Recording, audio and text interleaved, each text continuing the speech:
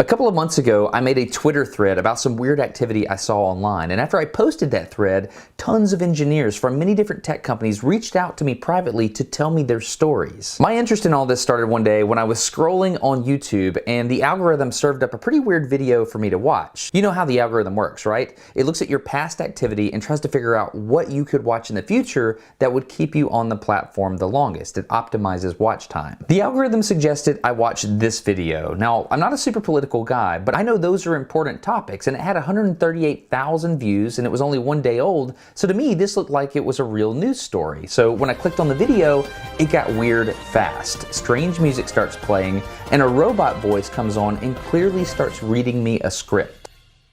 After Trump sends note to Ginsburg, he breaks silence on plan for Supreme Court. Democrats didn't think Donald would dare. Get ready, America.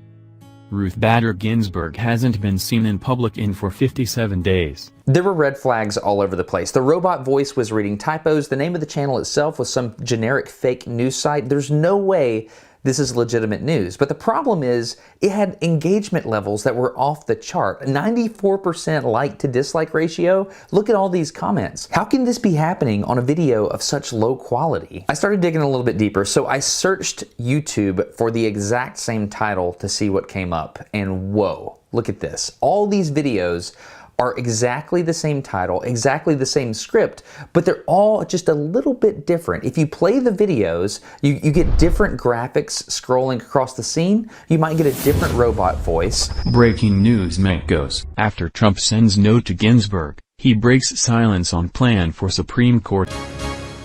After Trump sends message to RBG, he breaks silence on big plans for Supreme Court. After Trump sends note to Ginsburg, he breaks silence on plan for Supreme Court.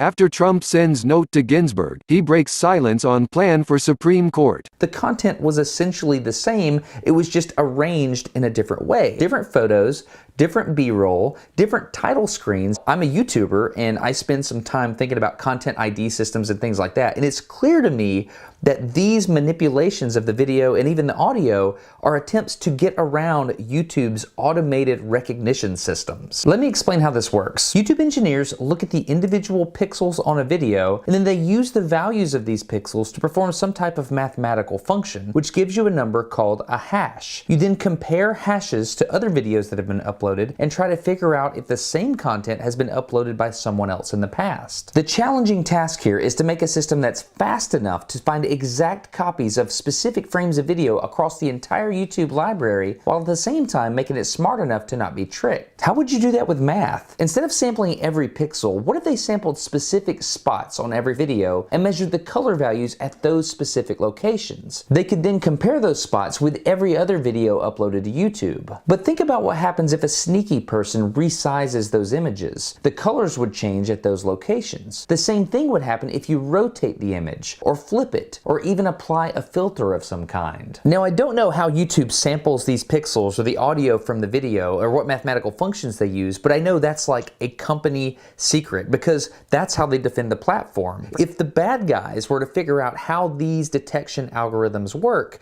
then they could get around them and they could beat the defenses. If you look at these crazy videos like a software engineer, you can start to see some really interesting details. For example, why would there be a globe spinning in this image? Well, if you think about it, that's going to change the hash. What if the YouTube engineers figured the globe trick out and then they shut that technique down? Well, in this video, the globe is mirrored. That's going to change the hash in a different way. This specific instance is a countermeasure, which is fascinating. This one is probably my favorite. Why on earth would they put virtual snow falling over the top of a video of the royal family?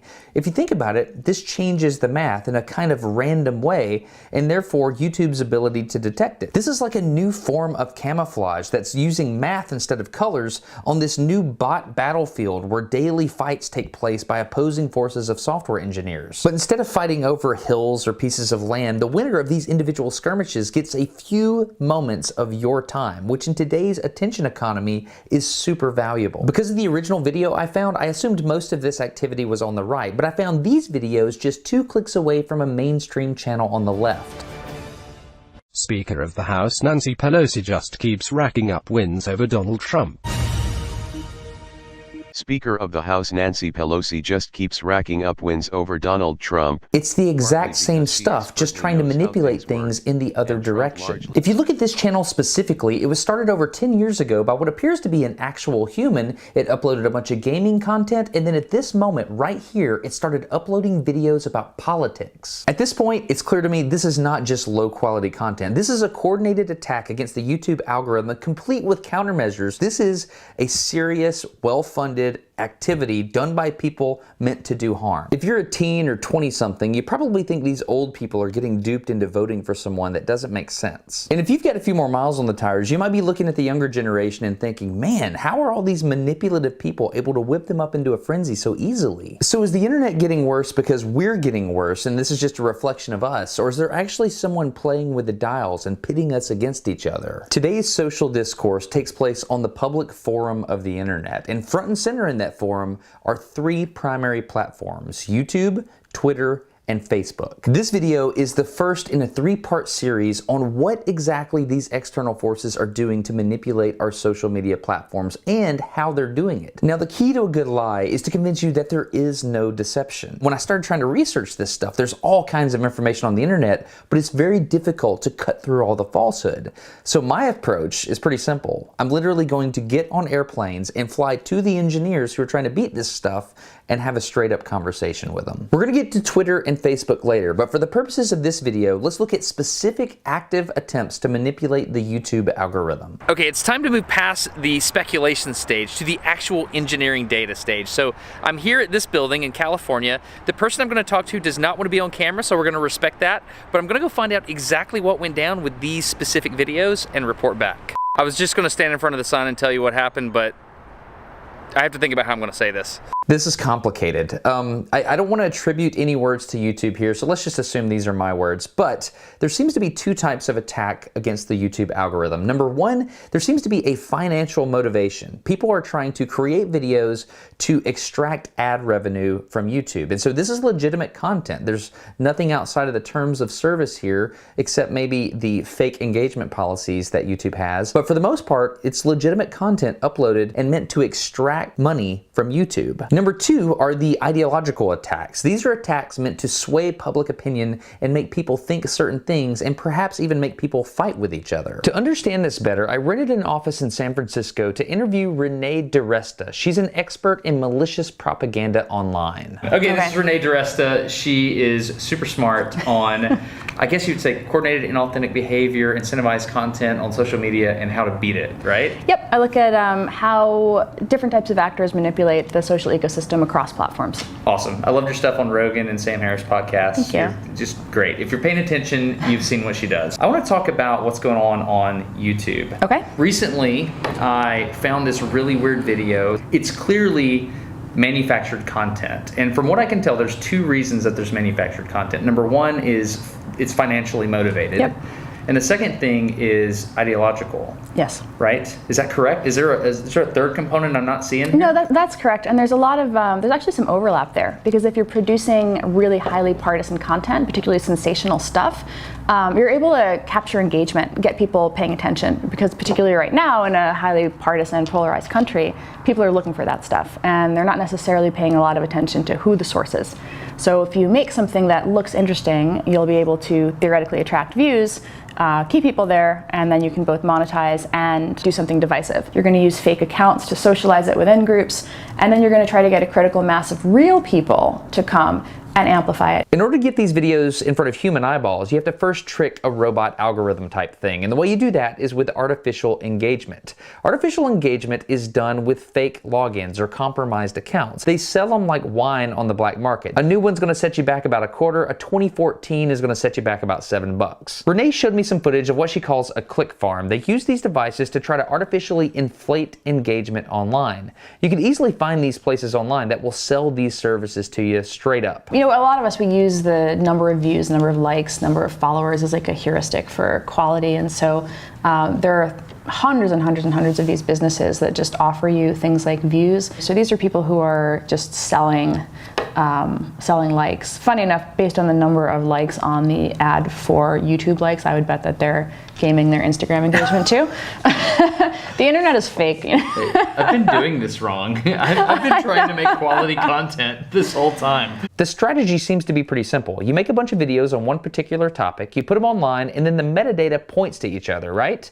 At this point, the artificial compromised accounts are used to give them artificial lift, and at some point, one of these videos will creep up above the noise in the algorithm, and it will start to get shown to actual humans. It's really easy to get mad at YouTube at this point, right? Look at all this stuff that's happening on the platform. But let's step back, think about it. If you were a software engineer, how would you use math and algorithms to detect this activity? I would argue that this is very, very clever, and it's very hard to detect this in an automated way. If you look at the engagement on these videos, the majority of these comments are actual humans discussing the videos. These are real people engaging with this content. From an engineering perspective, this is extremely difficult to detect, especially at any kind of meaningful scale. So we understand the fake engagement piece, right? But think about the content creation itself. For a video that I'm proud of, for example, it will take dozens of hours for me to make this thing, right? In this one particular case we're talking about, we saw dozens of videos uploaded in the same day. So clearly computers are involved, but how are they doing it? Believe it or not, there's already an entire industry built around this technology. It's a great way to get these small stories out. Whatever website you go to get your news, you've probably seen these things, automatically generated videos. Several companies offer these types of services. One is called Watch It. If you go to the Watch It website, they boast over 1.5 million videos were created on behalf of their customers last month. These are videos created for businesses you recognize. On their website, they show how the system works. You type in the topic you want to make a video about, they ingest millions of pieces of licensed content from different sources, you slap in a script, and you have a video within minutes. This is a very expensive business-to-business service, but for these businesses trying to make it in the attention economy, it's totally worth it. Now let's think about YouTube. The Watch It News YouTube channel has uploaded over 3,000 videos in the last 2 months.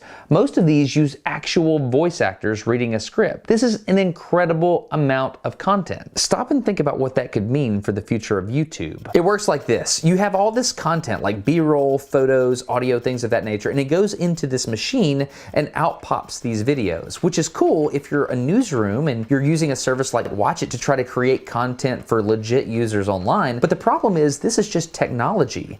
Think about what would happen if this was developed by people of ill intent. If you're clever, you can change the content that you're putting into the machine, and the machine can start creating videos, each video with its own special flair so it can get around the countermeasures built into the YouTube system. And you simply upload all these to different YouTube channels that you've created with fake email accounts, and there you go. You're suddenly flooding YouTube with automatically created content that has the incentives of making you money or changing the way people think. It's probably mostly financially motivated. I think it's mostly financially motivated. Yeah. I think Facebook has said the same thing about kind of propaganda. A lot of the stuff on their site, coordinated inauthentic activity, mostly economically motivated. Even during 2016, now the notion of fake news is so tied to Russia, but fake news wasn't actually about Russia. If you remember, back in 2016 during the campaign, it was about people just creating these hyper-partisan sites that were literally fake news, demonstrably fake. Pope endorses Donald Trump and this kind of stuff.